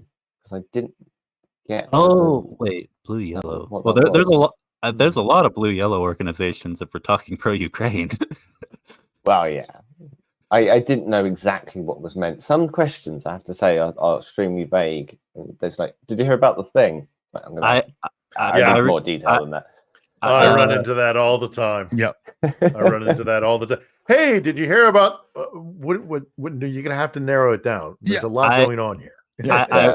I recently went over green, gray, and yellow Ukraine. So I went over those colors as concepts / movements. But yeah, not sure about. We'll have to look it up. What exactly is it for my understanding? I'm sure everybody in the live green, gray, yellow Ukraine, I think, is referring to the isolated sub-Ukrainian populations, like the one out in Vladivostok, and there's others scattered across Russia where they deported massive numbers of people and forcibly resettled them, but they have retained their Ukrainian identity and culture. Well, and one of the most and they use that as a propaganda. They use that as a propaganda tool. The Russians. Oh, yeah. Well, and the crazy thing is, Green Ukraine, because they're all geographic regions inside of Russia with ethnic Ukrainian people there, is interestingly enough right on the border with North Korea, where those missiles were being shipped. So I've seen from the Ukrainian side a little more focus on it, like, hey, maybe we don't want that to happen again. You guys still proud to be Ukrainian? So to speak. Yeah. We have a suggestion for you. Exactly. Oh. So let's see here. There was a few news things we wanted to bring up as well. Secular's got the list there. Yeah. We've got plenty of things. Well, let's see here. A few things we already kind of covered. One was related to the Tucker Carlson interview. Tucker Carlson. Yes, precisely. We've also got here. Okay, let me go over here. I've got another one. I just got to grab it from the list once it loads. And sorry. Here, I'll give everybody a preview here. This is the page you find from Starsky's Propaganda Study Institute on YouTube. So that'll help you make sure that you know where you're going. Yeah, I had like 5 articles open, and then I realized, oh wait, we've talked about all of this already. Okay, here Stoltenberg warns NATO to brace for decades-long Russia standoff. So this is an article again from Euromaidan Press. Stoltenberg said this on the eve of an important NATO defense ministers meeting in Brussels and the 2nd anniversary of Russia's invasion of Ukraine. According to NATO Secretary General Jens Stoltenberg, the alliance must ready itself for a possible decades-long confrontation with Russia. He made the remarks ahead of an important NATO defense ministerial meeting in Brussels on February 15th, 1 week before the 2nd anniversary of Russia's invasion of Ukraine. A key focus of the talks will be Ukraine's defense needs. I guess I could keep going through the rest of the article, but what I'll add to this is I think it depends on how we define the nature of a decades-long conflict, because technically you could say since the 90s there's been a certain degree of Cold War conflict, between all of NATO and the Russian Federation. The real question is, will it expand into further hot wars in other countries aside from Ukraine? And this might be what he is warning of. Maybe. I mean, I also think it depends on how this war ends. Because, I mean, this is, the Russians are right in some ways that this is an existential threat for them as well as for the Ukrainians.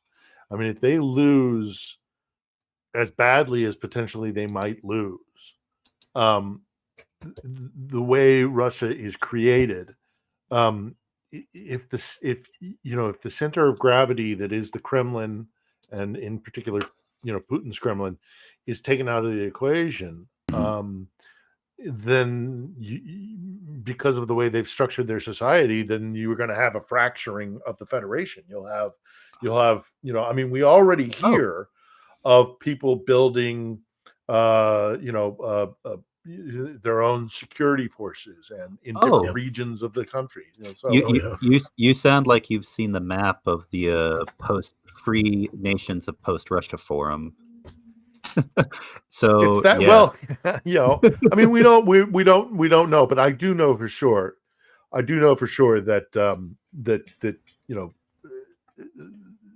That this is a real threat to Moscow, and it may not be a NATO conflict with Russia so much as NATO having to deal with a lot of different entities and the chaos therein.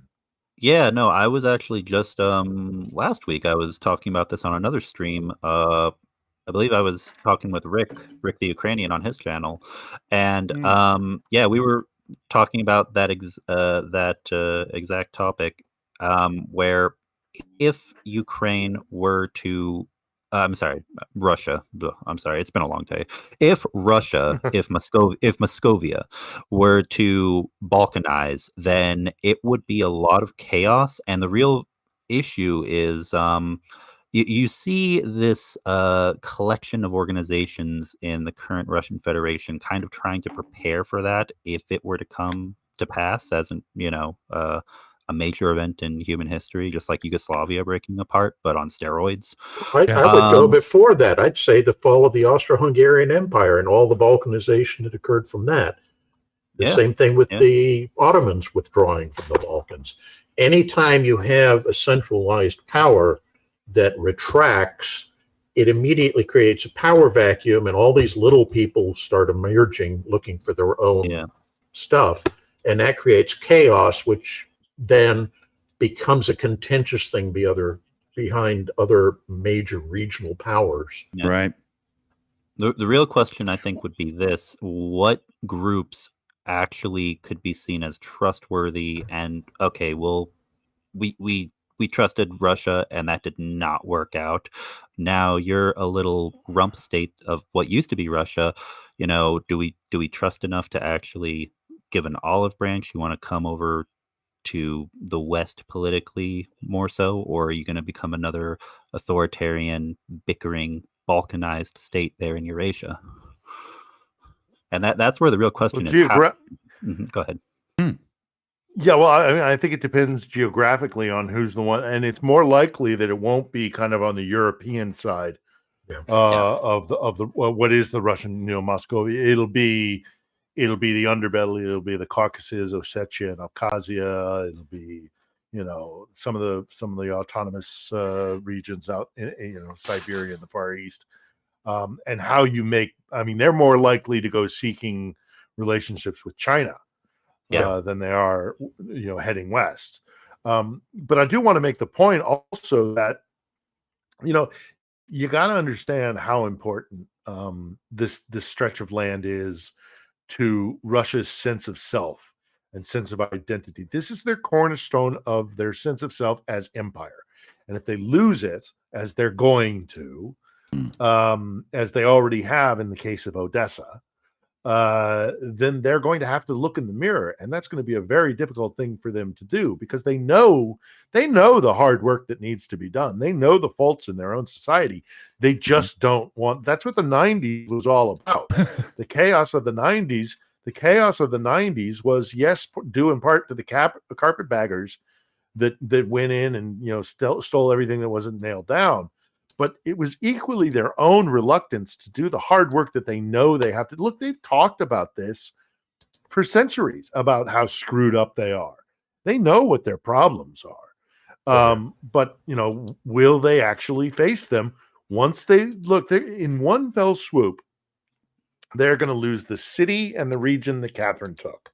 They're going to abandon the dream of Peter of being a great naval power, because it's built on having a warm water port. And if they lose Crimea, they don't have Sevastopol, that's gone. And then finally, their sense of the third Rome. These are three cornerstones of their sense of identity of self. And if that is denied them in losing this war, they will be cast adrift. They won't know who they are. And it'll be chaos. Absolutely. And like I was saying before, the major difference in the time spans and the things that are focused upon in the education systems in, say, the US versus Russia, as two examples. What you're saying about Ukraine and how it's viewed from the Russian perspective, especially the more imperialistic Russian perspective, it's very, very true. So sadly, that mindset, it's not going to change anytime soon. That's why I bring up this idea. Like, a lot of people even tell me, well, no, there has to be a reform. There has to be a change. Russia has to remain whole. It's too dangerous. The Soviet Union didn't.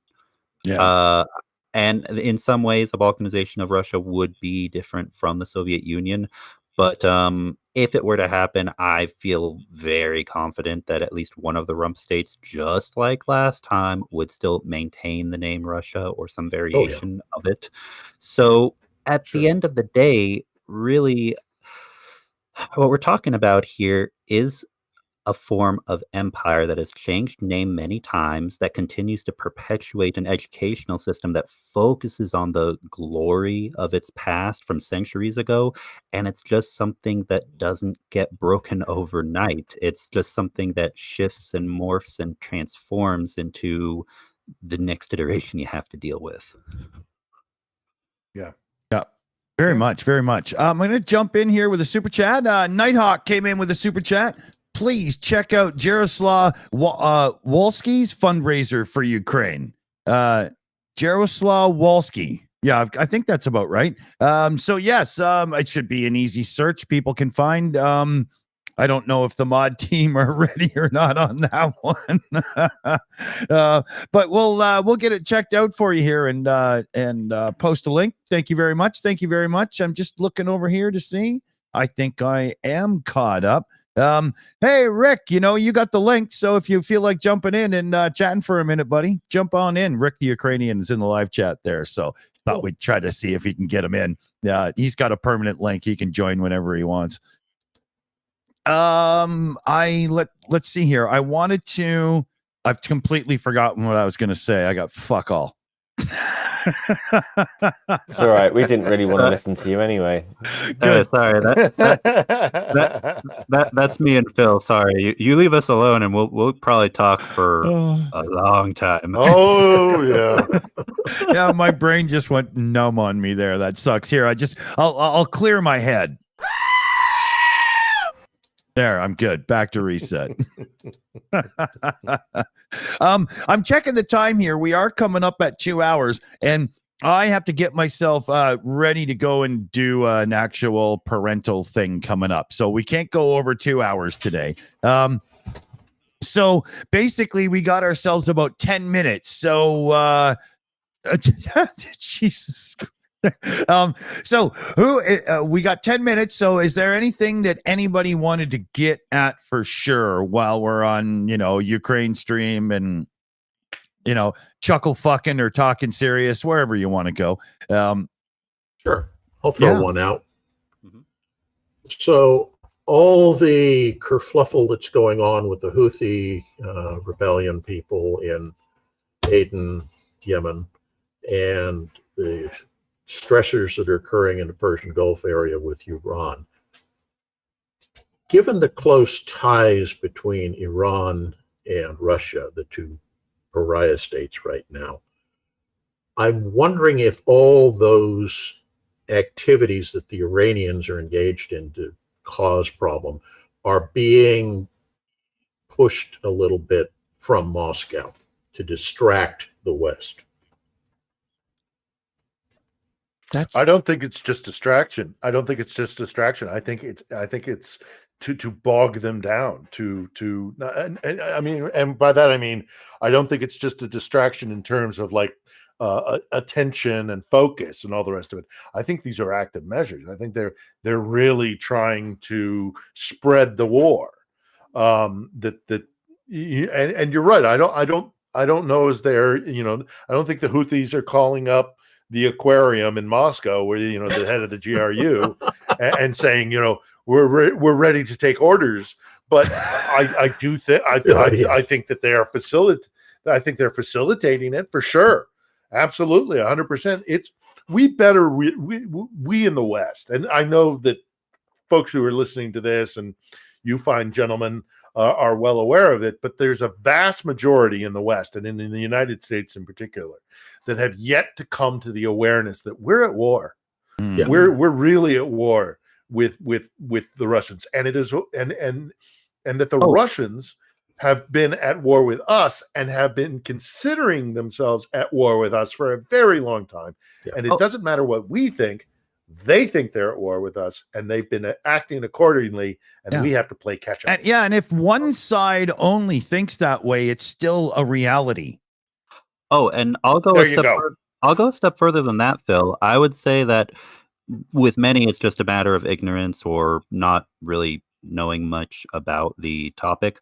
But I think for is it that or wishful thinking? Regarding Russia versus the West, are they ignorant of the fact that this might be what's going on, or are they deliberately kind of Yeah. fooling themselves so that they don't have to think about the ramifications. Well, I think that's a big part of it. And then I was going to say, I think I'm not naming any names, but I do think there are even some small fringe portion of the alt-right and far-right who look at Russia and the way they run their government and look at the US federal government and they say, nah, that's the side that I think is right. Oh, like the German-American Bund or the... Yeah. The fellow travelers, the white Christian nationalists. Yeah. Oh, yeah. I think you're right, Mosby's particularly there, group but in Britain. Yeah. Sure. But I also want to add one other thing to it, and this is coming from a guy who's lived a good chunk of my life actually abroad, overseas.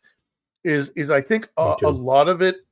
Yeah, sure. I'm sure you were deployed. Yeah, absolutely. Oh, I don't refer to that. I mean, growing up. Just living. Yeah, growing up. My father was a member of the U.S. State Department. Yeah, right. Okay, James Bond without the accent. But here's the point I make about this, and that is that I think some of this is this idea that many Americans have that we are the center of gravity, that we are whatever happens on the globe, whatever happens anywhere in the world, it is because of America's involvement. It denies the agency of independent nations and sovereign states. So Russia made the decision, Putin's Russia made the decision that they were at war with us. Independent of whatever we were going to do, they were going to consider us at war, themselves at war with us.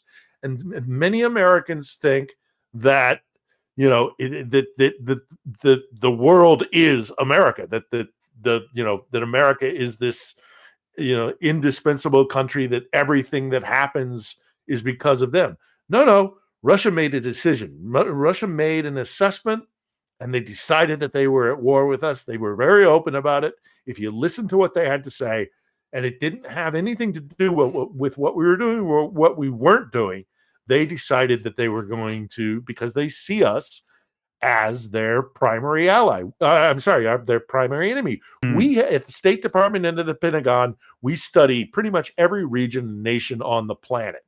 I can tell you that in Russia, while they might have like a Latin America desk and they might have some minor, they are ultra focused on one nation and one nation alone, and that's the United States of America. And I'm sorry, Dave, but as a kind of side piece, also the Brits. This Anglo-American access that they talk about. They are laser focused on us. Are we too pretty? Yeah, I hear they like maple syrup, so we're still on the side. They're undecided.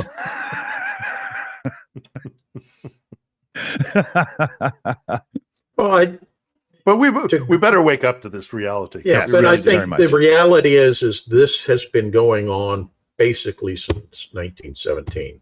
Yeah. There's a super chat in. So here, first I'm going to do my little zoom in. Oh no, if I zoom in, it's going to take it away. I got a thing where I can zoom in if somebody's showing something. But you see the super chat on the bottom of the screen there. It says, please check out. And there's no way I can say this properly. Yeah, Yaroslav Volsky. Thank you. Because that wouldn't have worked out for me very well. Yeah, I mean, I'm just turning the J into a Y sound and the W into a V sound. That is my understanding of pronunciation. If I've got it wrong, someone correct me. All right. So, and we have dropped Nighthawk's fundraising, the Ukraine support channel. It's being dropped. The link's being dropped as well. It'll be in our Discord and stuff as well. So, we'll get the support out as best we are able to around here. So, I think it's time for, final comments and wrap ups and stuff. So let's see. I'm just going to make this easy on myself, and I'll start with Secular Sakai there. What do you think? Yeah, I mean, this as always, this was a great stream. We went over a lot of topics, and this is what I like. We go back and forth from highly cerebral, intelligent conversation to Starsky as a baby on the screen. What's the best restaurant in Ukraine? Yeah. We do cooking with Starsky. We do. Here, Phil, you didn't see this one, so we also do Shark Week. I'm already sometimes. gonna have nightmares. Yeah. This one's less creepy.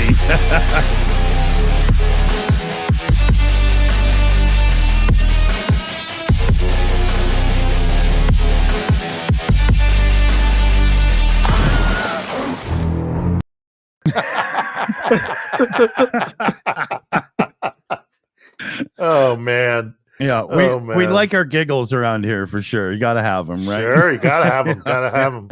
Even in the darkest of times. Exactly. And that's a wonderful thing about the Ukrainian spirit here as well. They keep laughing. They play music. They find joy where they can. I mean, it's an indomitable spirit. It's contagious. Exactly. Absolutely. If there's one thing I learned from both Bill Maher and George Carlin, it's that you can still be serious and make people laugh a little, and they'll appreciate it. I agree, 100%.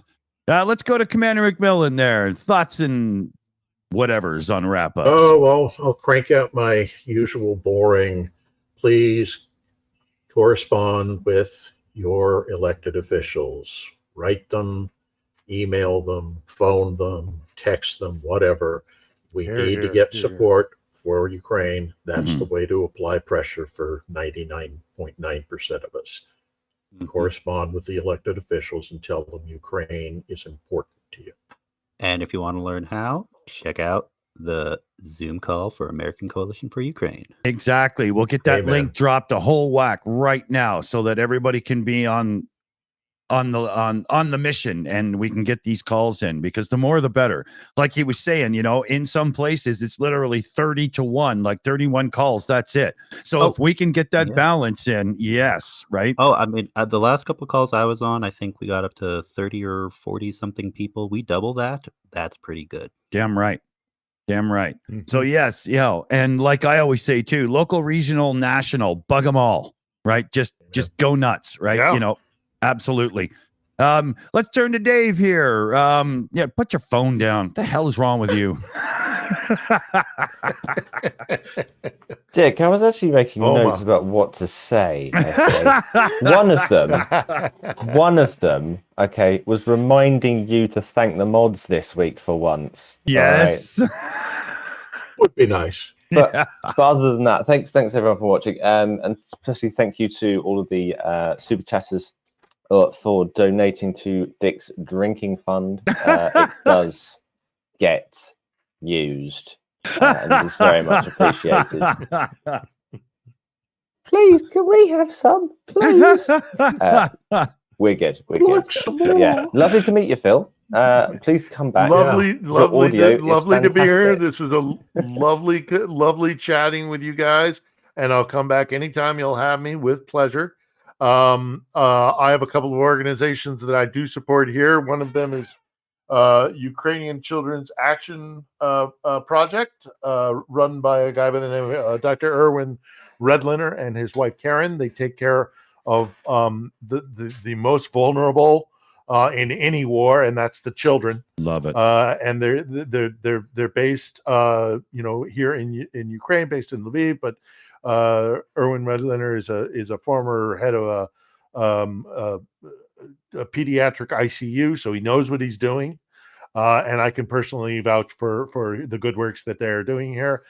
I have a vlog over on YouTube that I haven't really posted anything recently, but I have interviews with people, and I kind of travel around the country as best I can.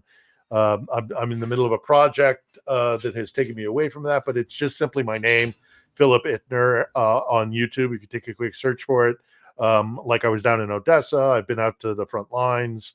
I'm not a combat guy anymore. I'm a little too old and fat for that these days.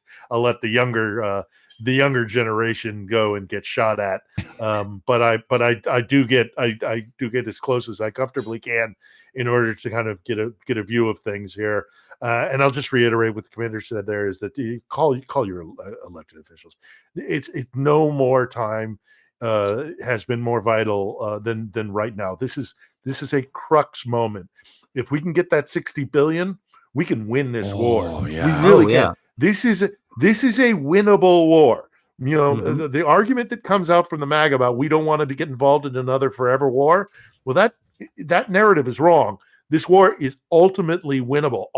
In my opinion, and we can talk about this hopefully the next time if you'll let me back. Oh, can't wait to have you back. I think the primary, the most important thing that we can do is get Ukrainian boots on the Sea of Azov.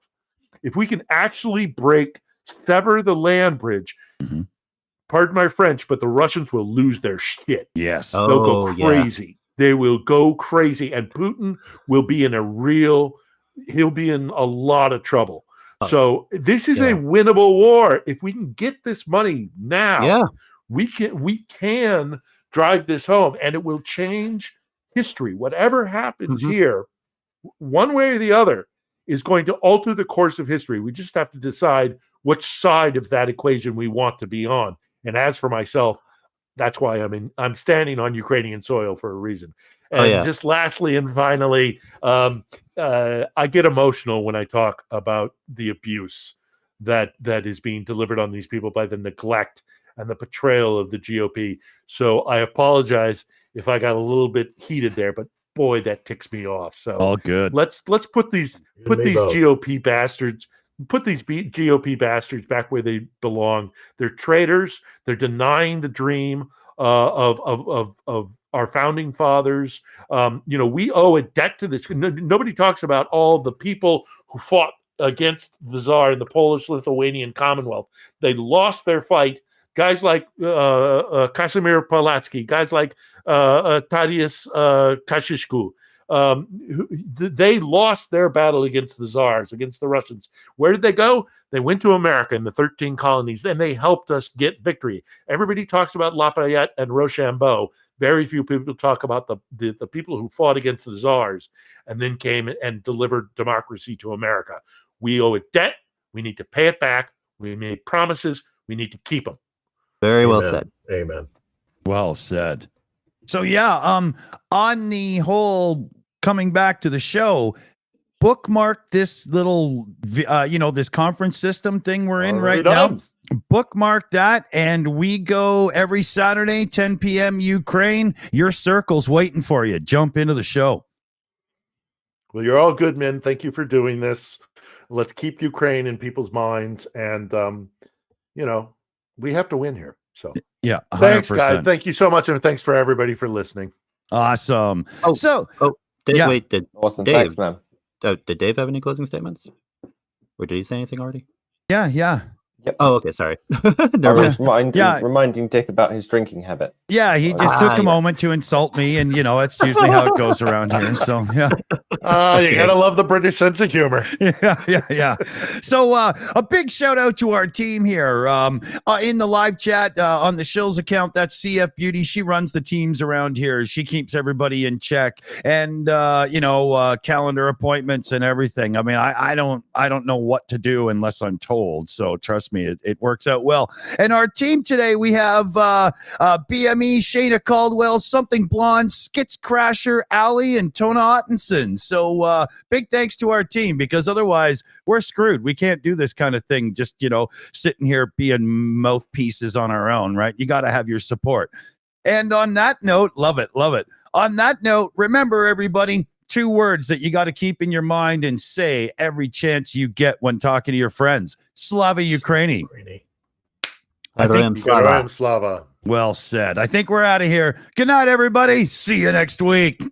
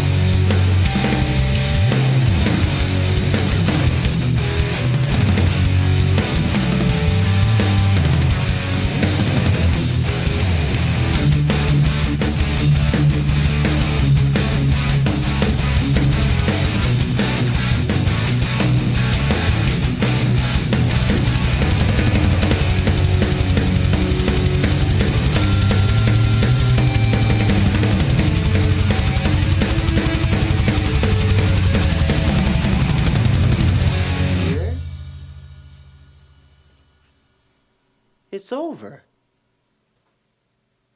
Go home.